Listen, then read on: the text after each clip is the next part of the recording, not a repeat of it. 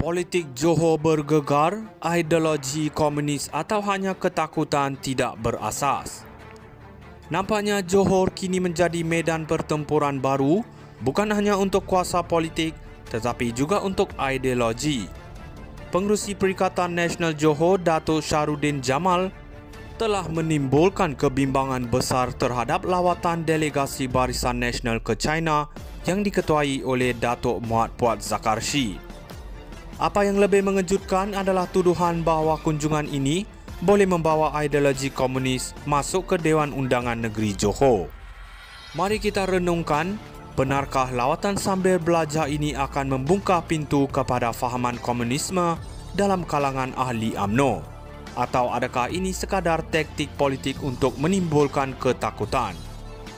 Syahrudin dengan lantang menyatakan kebimbangan bahawa lawatan ini boleh menular ideologi Parti Komunis China PKC ke dalam politik Malaysia, seolah-olah ahli UMNO akan pulang dengan bendera merah besar di tangan mereka. Tetapi mari kita bersikap realistik sejenak. Lawatan ke negara luar, apatah lagi negara sebesar China, sudah menjadi amalan biasa bagi banyak negara untuk belajar tentang perkembangan ekonomi, politik dan sosial.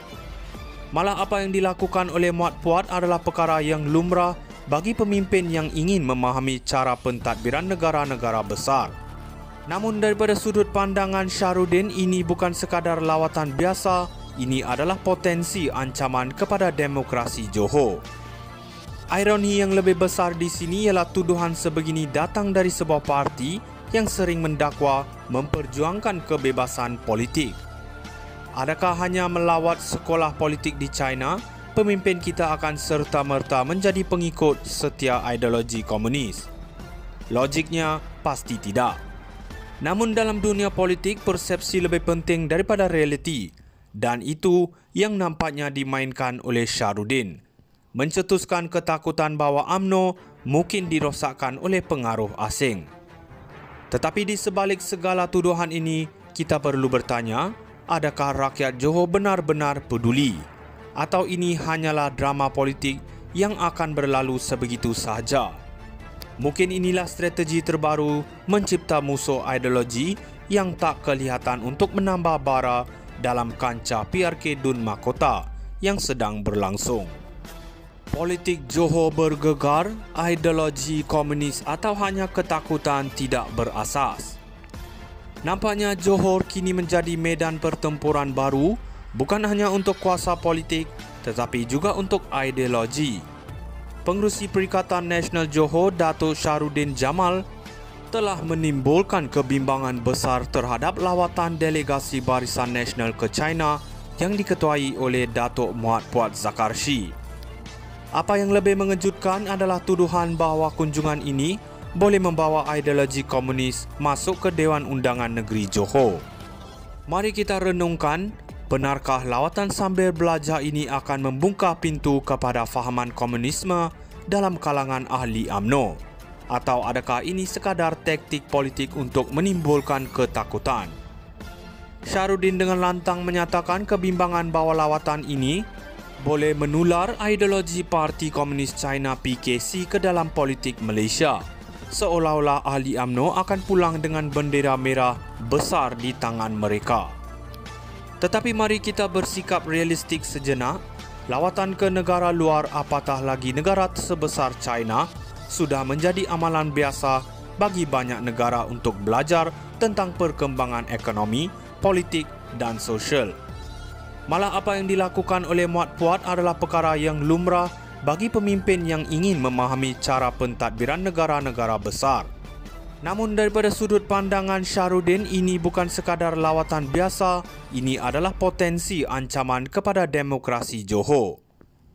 Ironi yang lebih besar di sini ialah tuduhan sebegini datang dari sebuah parti yang sering mendakwa memperjuangkan kebebasan politik. Adakah hanya melawat sekolah politik di China, pemimpin kita akan serta-merta menjadi pengikut setia ideologi komunis?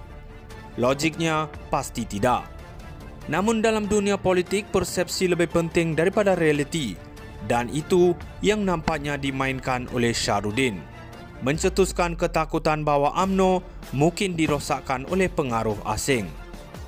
Tetapi di sebalik segala tuduhan ini, kita perlu bertanya, adakah rakyat Johor benar-benar peduli? Atau ini hanyalah drama politik yang akan berlalu sebegitu sahaja?